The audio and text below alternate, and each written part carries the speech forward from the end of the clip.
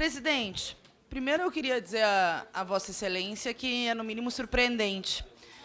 O que acho que é positivo, afinal, nós fizemos parte dessa comissão especial e ficamos muitas vezes sozinhos aqui na comissão especial, discutindo nas audiências públicas, fazendo o debate, exigindo de Vossa Excelência a oitiva de outros que não foram chamados a debater, e os favoráveis à PEC da anistia, de fato, não apareciam.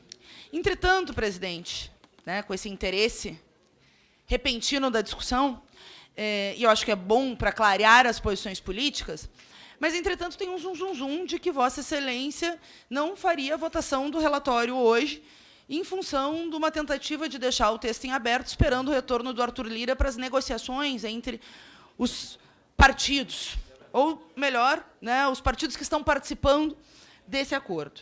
Eu quero dizer a Vossa Excelência que nós queremos discutir o relatório final. E, óbvio, que nós estamos na luta para avançar, denunciando pontos que são muito graves desse relatório apresentado pelo deputado Antônio Carlos Rodrigues, e nós vamos fazer esse debate. Mas quero dizer a Vossa Excelência que é importante ter essa compreensão de como o senhor está pensando em conduzir. Já deixo essa pergunta a Vossa Excelência na condição de presidente.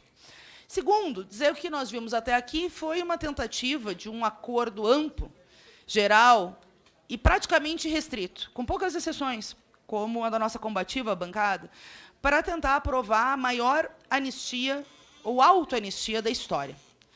O que nós vimos e vemos foi um trator no sentido de acelerar a votação desta PEC, num conjunto de votações anteriores que tem uma marca deste parlamento de se autoanistiar das pouquíssimas políticas públicas para combater as desigualdades de gênero, de mulheres na política e de raça, como foi a decisão do Supremo Tribunal Federal, que garantiu a proporcionalidade da aplicação dos recursos do fundo eleitoral para candidaturas de negros e negras.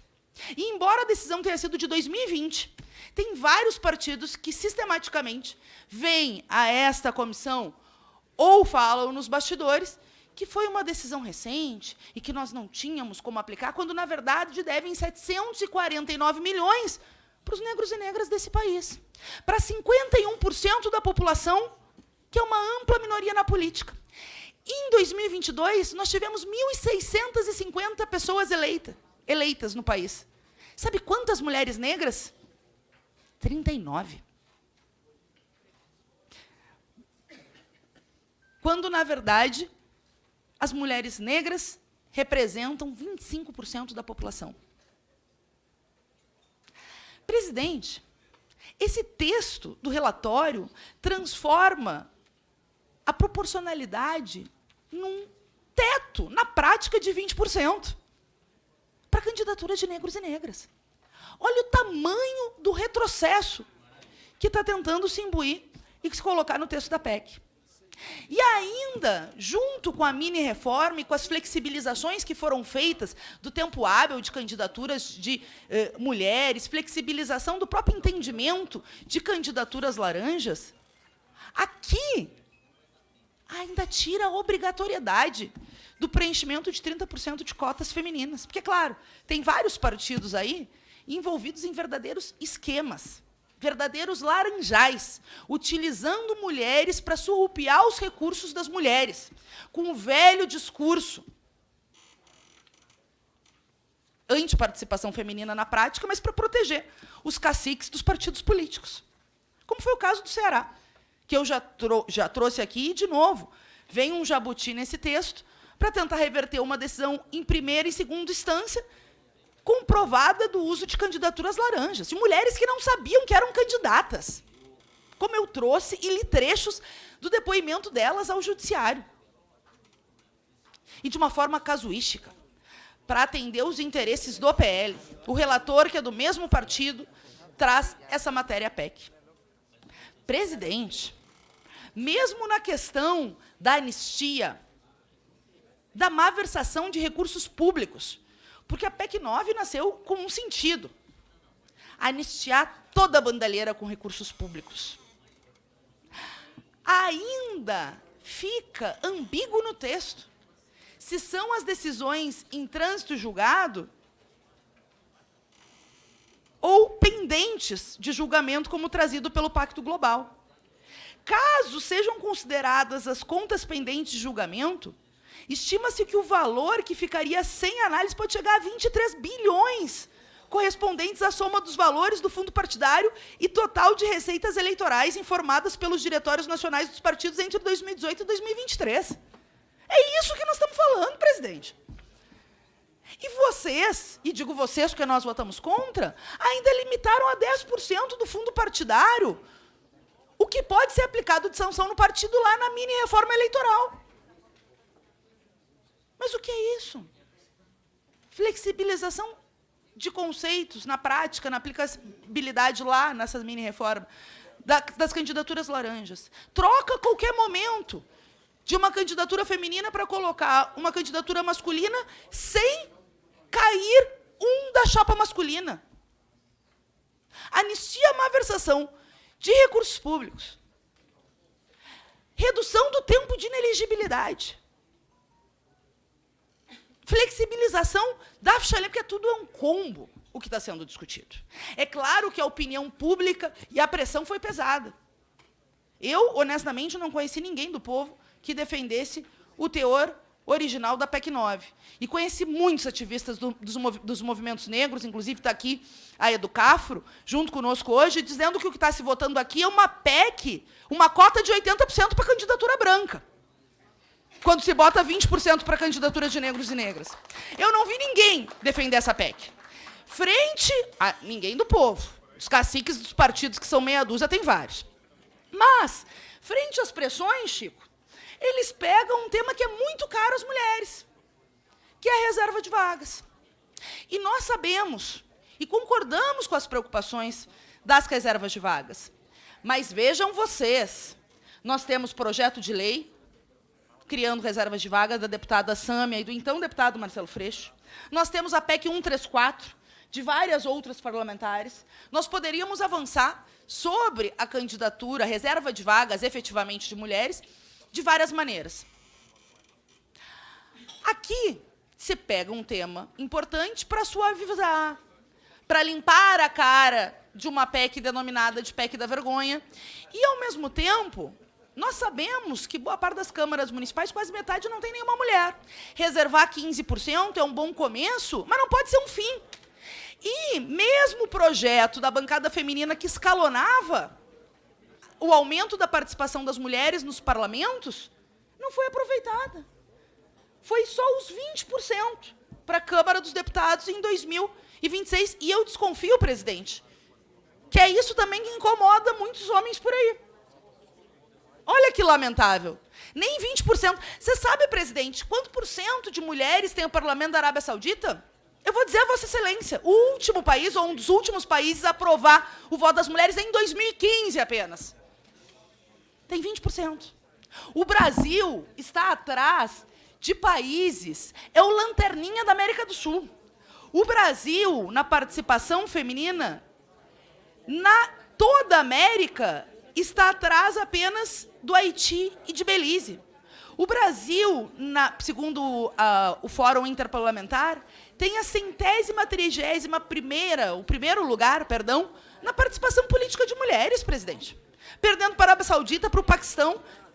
E o senhor sabe que muito antes de Equador, de Bolívia, de outros países da América Latina, nós aprovamos o voto feminino em 1932, fruto de 2 décadas de mobilização e de luta das mulheres brasileiras. Nós tivemos luta pelo direito à educação, nós tivemos luta operária por igualdade salarial, luta que segue atual nas jornadas lá de greve de 1917, nós tivemos lutas pelo voto das mulheres, que ficou consagrado, e todos reconhecem o papel de Berta Lutz nessa batalha, e de tantas outras do seu tempo, mulheres operárias, mulheres camponesas, mulheres negras, mulheres anônimas, entre aspas, que lutaram muito a seu tempo para conquistar.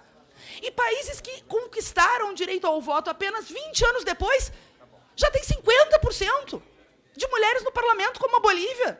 Porque, sim, teve reserva de vagas, mas reserva de vagas paritária, com escalonamento, com aumento. O que nós vimos no Brasil? Foi a luta, a conquista e a permanente tentativa de retrocesso. Desde 95 tem a cota de 20% para candidaturas de mulheres na chapa. Descumprida. 97 vira 30%.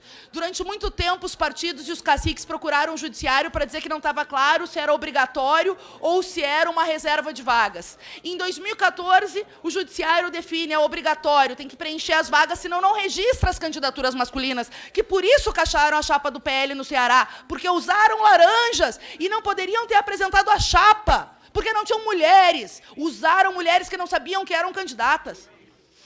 E o que acontece? 2014, presidente, de lá para cá, vocês anistiaram, eu digo vocês, porque nós temos muito orgulho da nossa história, da nossa decana Erundina, mostrando que lutava por 30% do fundo partidário para fomentar a participação política de mulheres. E vocês sabem o que essas mulheres conquistaram? 5%. É 5% do fundo partidário. E nem estou entrando na qualidade do gasto, deputada Sâmia. Porque, infelizmente, tem partido, e eu já vi, ninguém me diz, eu vi quando era vereadora em Porto Alegre, partido fazendo curso de maquiagem para dizer que usava o dinheiro da cota das mulheres. Nem estamos entrando na qualidade do gasto. Mas mesmo isso vocês anistiaram 2 vezes na história. 5%, gente. Anistiaram em 2015, anunciaram em 2019 e fizeram a anistia parte 3. Aquela vergonhosa votada em 2021, aplicando a ausência de sanção para o descumprimento de cotas de gênero e raça na eleição de 2020, que é a PEC 117, questionada no Supremo Tribunal Federal, pela Educafro, pela ilegalidade, pelo direito do não retrocesso social. Como é que pode, presidente? Vota as leis pela pressão social, não cumpre, 1 ano depois vem uma alta anistia para a Câmara dos Deputados. E mesmo diante da pressão, não está sequer a garantia do escalonamento.